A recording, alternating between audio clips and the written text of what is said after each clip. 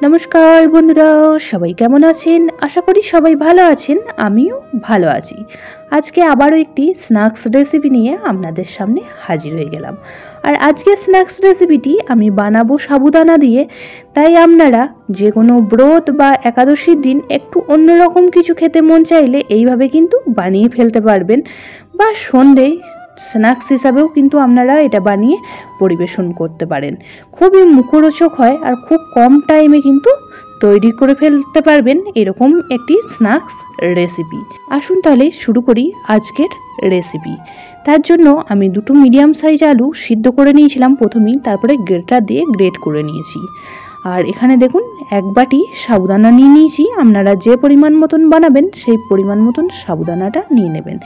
এখানে আলুর মধ্যে এবার সাবুদানাটা দেখুন মিক্সি জারে দিয়ে গুঁড়ো করে নিয়েছি। খুব মিহি গুঁড়ো করার প্রয়োজন নেই, জাস্ট দুবার ঘুরিয়ে নিলাম, তাতেই যতটা পরিমাণ গুঁড়ো হয়েছে সেই গুঁড়োটাই এখানে দিয়ে দিলাম। আর দেখুন হাফ বাটি এখানে দিয়ে দিয়েছি যে চীনা বাদাম থাকে, সেই চীনা বাদামের গুঁড়ো কিছুটা দিয়ে দিলাম, গ্রেট করা আদা আর কয়েকটা কাঁচা লঙ্কা। এবার দিয়ে দিচ্ছি স্বাদ অনুযায়ী লবণ আর হাফ চামচ মতন এখানে চিনি দিয়ে দিলাম। আর তার সাথে এখানে দিয়ে দিচ্ছি কয়েকটা কারি পাতা, আমি কুচো করে নিয়েছিলাম সেই কারি পাতার টুকরোগুলি। আপনারা চাইলে কিন্তু এখানে ধনে পাতাও ব্যবহার করতে পারবেন। তারপরে দেখুন খুব সুন্দর করে মেখে নিয়েছি। আর মাখার পর এখানে দিয়ে দিলাম এক চামচ গোটা জিরে। জিরেটা দেওয়ার কারণে কিন্তু যখন ভাজা হবে মুখে পড়বে, খেতে কিন্তু খুবই ভালো লাগবে। তারপরে দেখুন বড় বড় করে লেচি কেটে নিয়েছি আর এইভাবে একটু লম্বা লম্বা করে সাইজ করে বানিয়ে নিলাম। তারপরে একটা চাকুর সাহায্যে কিন্তু কেটে নিচ্ছি।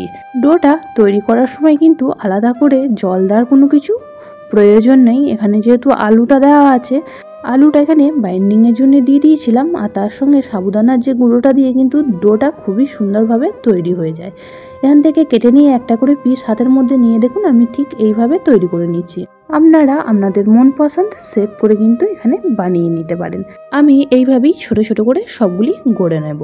অনেক সময় ব্রত বা উপবাসের জন্য সাবুদানা নিয়ে আসা হয় আর অনেক সময় কিন্তু রয়ে যায় কিছুটা পরিমাণ, সেই সাবুদানা দিয়েও কিন্তু আপনারা এই স্ন্যাক্স রেসিপিটি খুব সহজেই তৈরি করে ফেলতে পারবেন।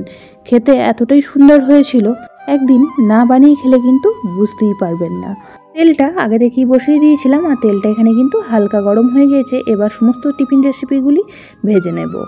তেলটা অবশ্যই করে দেখবেন বেশি গরম যেন না হয়ে যায়, হালকা গরম থাকা অবস্থাতেই কিন্তু সমস্ত স্ন্যাক্স রেসিপিগুলি ভেজে নেবেন, তাতে করে খুব সুন্দর ভাজা হবে।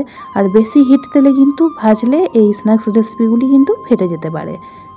পুরনো বন্ধুরা পাশে থাকার জন্য অনেক অনেক ভালোবাসা। নতুন বন্ধুরা যারা চ্যানেলে ভিজিট করছেন, চ্যানেলটি এখনও পর্যন্ত সাবস্ক্রাইব করেননি, তাদের কাছে অনুরোধ রইল চ্যানেলটি সাবস্ক্রাইব করে পাশের বেল আইকনটি অল করে দেবেন।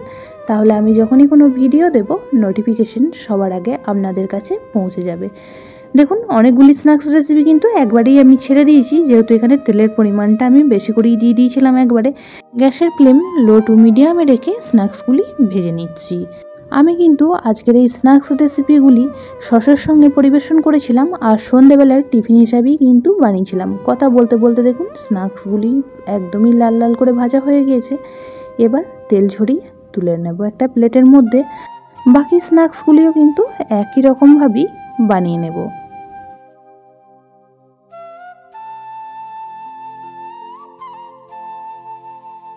রেডি হয়ে গেল সাবুদানার এই স্ন্যাক্স রেসিপিটি।